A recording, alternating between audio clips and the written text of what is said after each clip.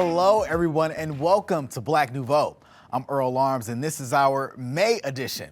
May, of course, is Mental Health Awareness Month, and we're going to spend some time in this program looking at one of the most common problems among children and teenagers, bullying. Alexandria Mack shows us the Dear Khloe Project, which gives young women of color an opportunity to share their experiences with bullying. I'll talk with Lakita Caldwell, who runs the project, and then James Causey and clinical psychologist Dr. Kwaku Ramel-Smith offer tips to parents about this important issue. But first, May is also Teacher Appreciation Month, as we celebrate those individuals who help prepare our young people to lead us into the future. Everett Marshburn looks at MPS's efforts to recruit and retain more Black male teachers. We know overall there's a teacher shortage. Nationally, schools are hurting, specifically with teachers of color. And when we talk about males in the profession, it's even more a greater need. Milwaukee Public Schools has a majority minority pupil population. Black students alone make up half of the enrollment. And out of the 4,400 teachers this year, less than 20% are African American. And Black male teachers are just under 5%, but that's twice the national average. Currently in Milwaukee Public Schools, because we're an urban school district, we actually look good on paper, but we're not where we want to be, because we know that we serve a population of students that need folks that reflect who they are. DeVon Preyer was a professional basketball player and a coach who changed career paths. He's currently finishing his 5th year as a teacher. At Riverside High, he teaches special education, assists in science, and coaches the basketball team. He says he's found his calling. There was a sense of duty that I wasn't getting in the arena that I was in before. And I felt like I had more to give, more to offer. And I'd always been immersed in basketball, and I was always connected to youth in that manner. So it just kind of seemed natural for me to go that way. How did MPS help you realize the dream of being a teacher? Supportive. They helped me with every step of me becoming a teacher. They were very, they helped me in every way that I could think of. If I needed an extra resource, if I needed to speak with someone about moving in a different direction, people were always talking to me about different opportunities. Every question that I might have had, they found answers for. I mean, they were just very supportive about, getting me this opportunity. I mean, teaching isn't just teaching. There's more to give for a student, especially in an urban setting, than just teaching them 1 + 1 is 2, or how to spell, how to read, how to write. There is a whole bunch that goes into emotional development, social development. There's a lot of things that go on behind the scenes that, especially in an urban setting, African American males are very important for. Having a person that looks like you, that understands where you come from, understands what you're going through, that can talk you through that process, that can help you take the next step. It's very important, and there's just a lot more to give. If there's more of those out there, y'all need to check with Coach Lloyd and see what else he has, because there may be an opportunity for y'all to get some free money going to college. I know the foundation is looking to give out money to athletes, student athletes, and other high-performing students. So check with Coach Lloyd, fill those out. I know there's other scholarships not foundation-related that are just out there floating around, where they want an essay or something like that. That'll give you $2,000 or $500 or whatever towards your tuition once you get registered for an essay, seriously. What do you think we need to do to encourage more Black males to come into teaching? Make it easier. I mean, it's very difficult to get into this. Now, what I do understand after going through the process is that there are a lot of steps, a lot of processes that you need to learn, a lot of curriculum information, a lot of how to teach. But there's got to be a way that we can encourage more Black males to come into teaching, into education, especially in an urban setting. One of the places Harris is looking for more Black teachers is at historically Black colleges and universities. We know that we have a lot of employees that have gone to many HBCUs. And so what we've done in the Office of Human Resources is tapped into those employees that are currently with us and ask them, like, let's go and visit your HBCU. Let's reconnect and see if we can pull some of those students who are looking for opportunities to come to Milwaukee. And so we've been to multiple schools this year, just really trying to do more outreach to those HBCUs to ensure that these folks understand that, look, someone from your community was in your shoes once, right? And now they're here and they've been with us for 20 plus years. So we've been to Arkansas Pine Bluff, Tennessee State, Alcorn, Jackson State. So we are really trying to make sure that we're tapping into our local resources, which is our human capital. Our employees come from various places, tapping into that so that we can go out and outreach with those communities. So do I do it just like a normal, whenever, are you ready? Okay. Dear Khloe, the girls at school are beyond mean. They make fun of the way I talk and my hair. The only friend I have is a girl who also gets made fun of. There are days I wonder why I made it this way. I cry a lot. Sincerely, Broken. Dear Khloe, it took me a long time to realize that I was being bullied as an adult. Dear Khloe, my whole life I've been bullied. I went to a predominantly white school and I was fat. When they would make fun of me, I would go home and cry myself to sleep. I felt so depressed. Sincerely, still broken. My name is Lakita Caldwell. I'm a youth development professional, so very passionate about using art as a platform for youth and as well as adults.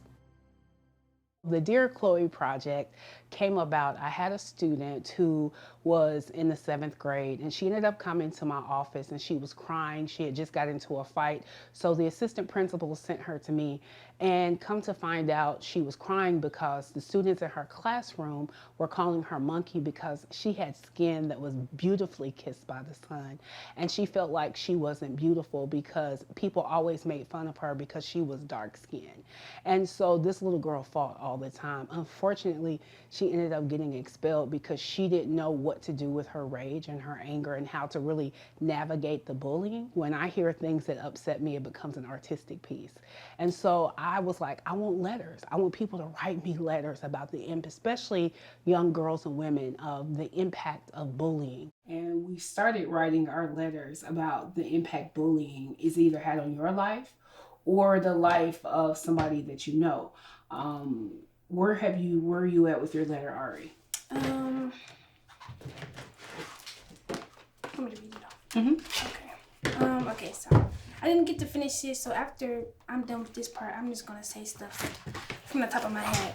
I said, Dear Khloe, I was bullied in 6th grade because I was a new student and I was shy and didn't want to talk. Every day I would come to school looking happy, and then it's like when somebody said something to me, I'll like shut down. Like I'll start to cry or like I'll get emotional because it's like I was sensitive at the time. Well, I was in 6th grade, so I was very, very sensitive.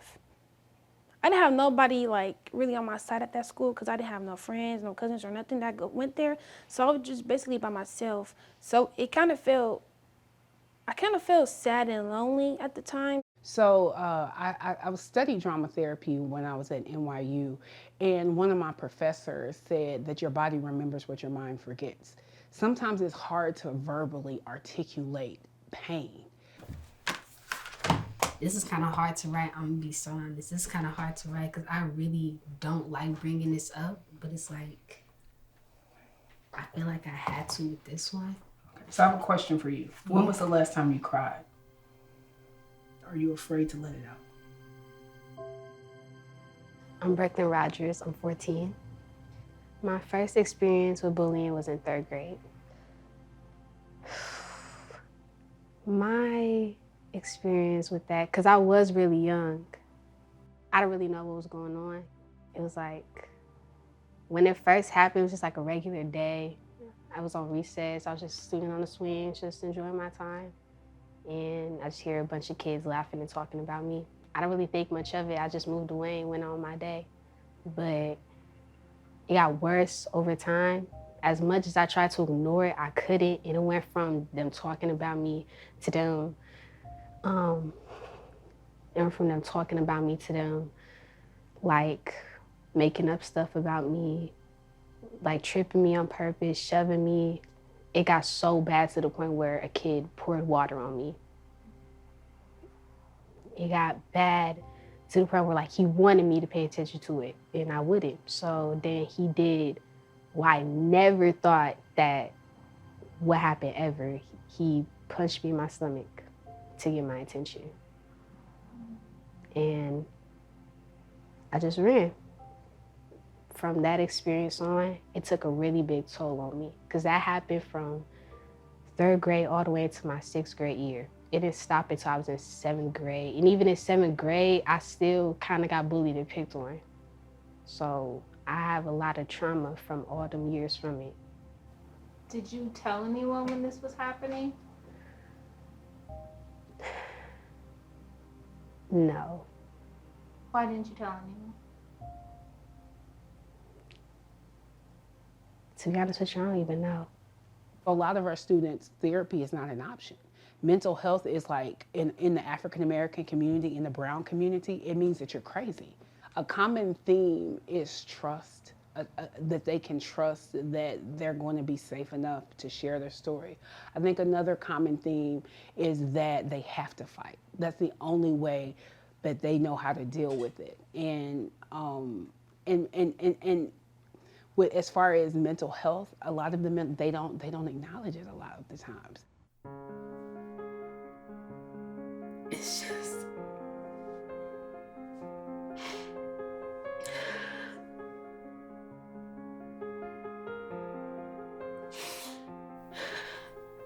I don't know what I did to you for you to feel like you had to do this to me. I don't know what I did or said to make you hate me so much.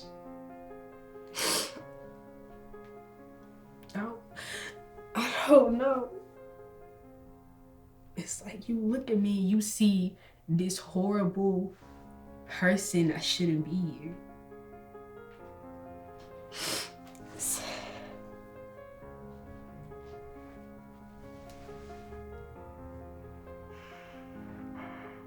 Brooklyn. It's okay to cry. It is. Hold on a second. Can we stop for a second? Mm-hmm.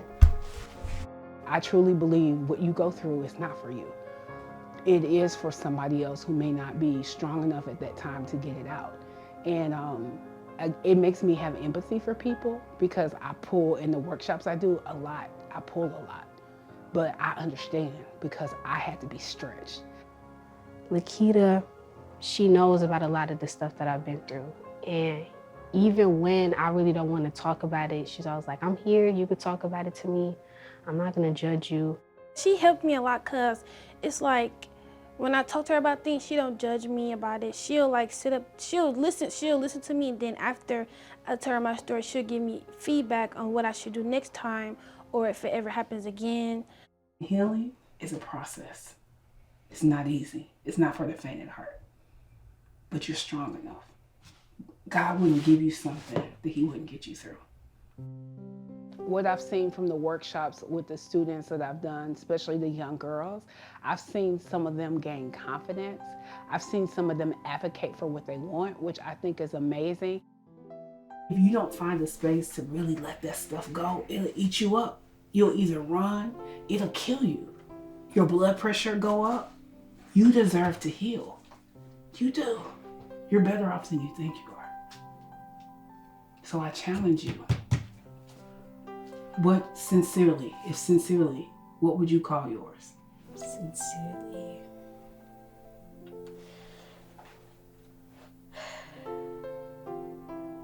Sincerely.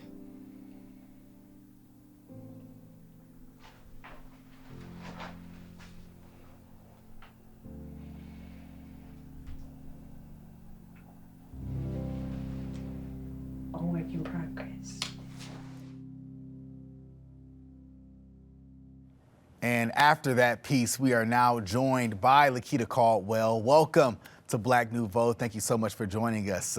First off, talk about the Dear Khloe Project. How did this program come about? Well, the Dear Khloe Project came about when one of my students came and spoke to me. She was in tears because her classroom was making fun of her because of the color of her skin. She had really dark skin and they called her a monkey. And so after speaking with her, she was getting into fights. That's why she was sent to me. But after speaking with her, I was really upset. And so one of my good friends, Sherry Williams Pinnell, I started to talk to her about it, and I started writing poetry. So I deal with the world through art. So I started to write this poem, and it turned into a children's book. But Sherry is a director for the Black Theater Festival, and she was like, Keats, she calls me Keats. She's like, Keats, would you be willing to turn this piece into a children's play? And so the Khloe's Beautiful Blues book is an affirmation to affirm all girls, no matter what your skin color or body type is, that you're beautiful.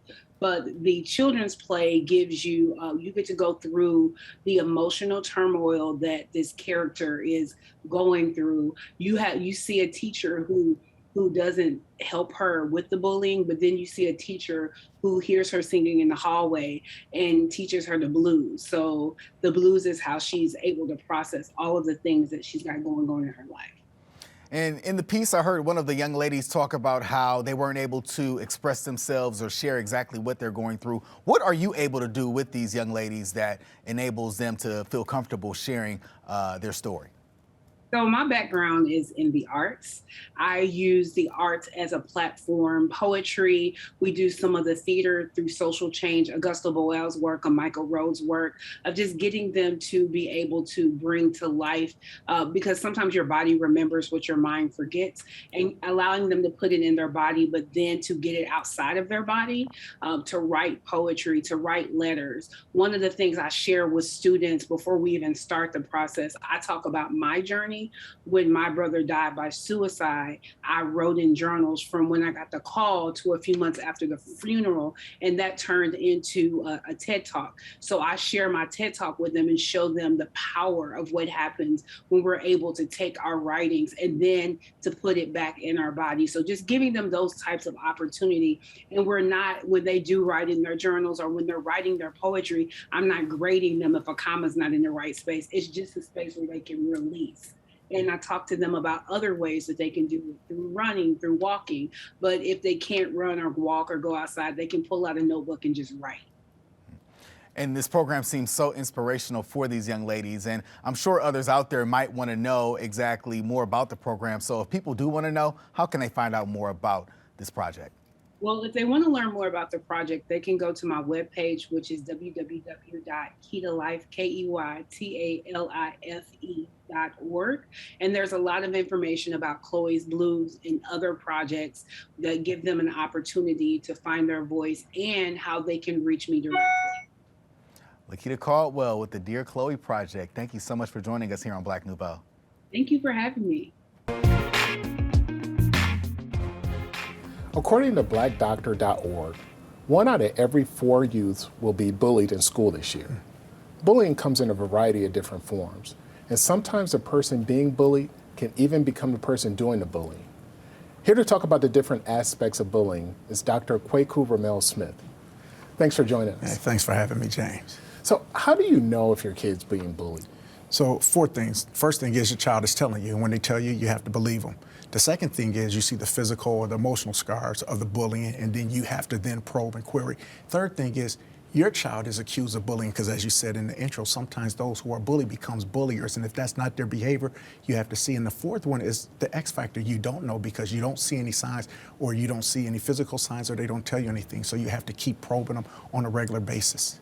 So my father taught me the best way to stand up to a bully is to fight back. Yeah. Is that a good tactic or no?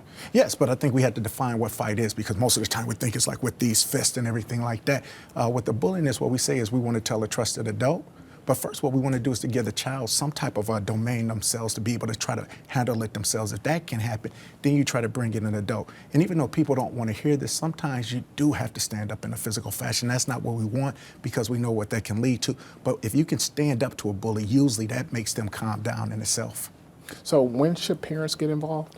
You know, see, that's the best question because they should be involved from the get-go. You want to tell them before, you want to be proactive, what to look for in bullying, how not to become a bully yourself. But on the fourth Wednesday of every September, every school is supposed to have a bully awareness day. So as a parent, I'm telling the schools, you need to make sure that you're getting on the front end of this. And then what can we do as a school community to solve this problem? Because we know it's prevalent in every school. So when you think about bullying, you think about the nerd getting bullied in school, the one with the big glasses and things like that. What's the is there a face of a person that's being bullied? Yeah, it's every face that you can imagine because as you said, it's not just now the big jock or the big person beating on a little person. Specifically with the advent of social media, you have invisible bullying. So you have so many things can go on. You have mean girl syndrome, you have groups. So anybody who's being otherized or marginalized in a community can be bullied. And the thing about it is this, when you're being bullied, there's always somebody below you, so that pain you have now is displaced. So when we say, where's the face can be any and everybody. So when a parent says, not my child, yes, even your child.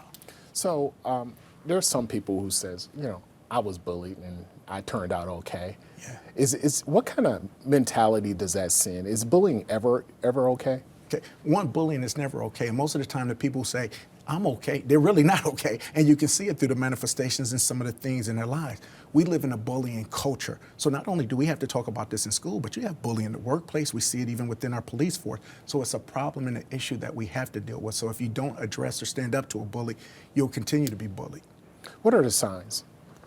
Well, like we said, sometimes there's those physical signs. Hey, you know what? I've been beaten up. I got a black eye. I got scratches. I got things of this nature. But then sometimes the person changes in their character. It's isolation. I don't want to go to school. I don't want to do this anymore. It's low self-confidence, so low self-esteem. And you say, this is not my child who I said before. There's some differences. So now we have this new aspect of cyberbullying, which went up during the pandemic. Yes. So do the same rules apply to cyberbullying as regular bullying?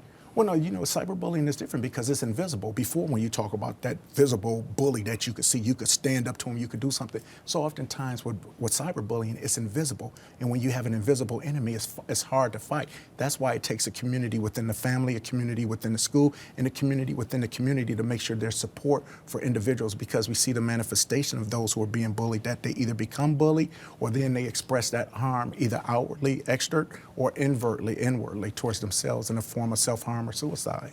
Where does that come from? I mean, where does bullying come from? Is it from the parents? Is it from the home life? Is it what kids see on TV? Where does it come from? All of the above. It's social learning. So we said we live in a bullying culture. We had a president not too long ago who used his bully pulpit as a traditional bully. So when we see that, what do the children see? They see bullying everywhere. So whether it's a mother to the father to the son to the little brother to the dog to the cat, it goes on. So you say, how is it taught? Through a value of social learning.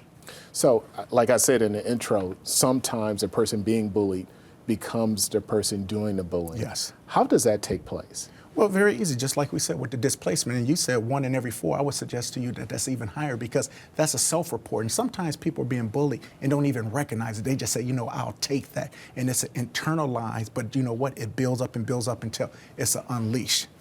Adults, let's talk about adults real quick. Do adults do bullying? Is it the same way as like when young people do it, or what's the different aspects of adults being bullied? Well, it can be the same way, but it can also be more sophisticated. So when you start to think about those things, we have bullies in every aspect of our society, and people can look up to it. And that's why in workplaces, they talk about a psychological safety. Do I feel not just physically safe here, but do I feel psychologically safe because people are disrespecting me, people are talking down to me, and we see it, like we said, in any marginalized community. So whether it's a person who's the subordinate, whether it's a person who's a woman feel like she's being disrespected and not heard, bullying doesn't have to come in a form of physical, but it can come in the terms of verbal lashing. And the verbal lashings oftentimes are more hurtful and more harmful than the physical effects. If you were speaking to a kid right now who's being bullied, I know with adults, they could go to HR at work and talk to the HR department. What would you tell a person or young person being bullied today? Like, what should they initially do if they feel that they're being bullied and they feel like they have no place to go? Yeah, you know, that's a hard one because what you want to do is you say, do you have a trusted adult? Because in the school, maybe you don't have that one teacher that you say, I can go to every teacher, but I have a favorite teacher, I have a trusted teacher. I say, go to an adult who you trust, who you believe, who you can help. If you don't have that person, if you have an older sibling, somebody who can help you navigate through that. If you don't have that older sibling, maybe a trusted person in the school where they can go and have the courage and tell another teacher or another adult to get you the support and the help that you need. So this doesn't have to be a rite of passage of growing up. It could be stopped. No, bullying is going to go on, but what we do want to do is to be able to have people, how can we treat it so we can limit it so it doesn't have those long-lasting effects that go on even into adulthood. Well, thanks a lot. Appreciate it. Thanks for having me. All right, that's our program for this month. Next month, we'll bring you a special edition of Black Nouveau as we cover Milwaukee's 51st annual Juneteenth Festival. Now, if you're planning to attend the festival, make sure you come say hi to us. You can't miss our production truck. Our special edition will air Thursday, June 23rd at 7:30 p.m. on Channel 10. For Black Nouveau, I'm Earl Arms. Have a good evening.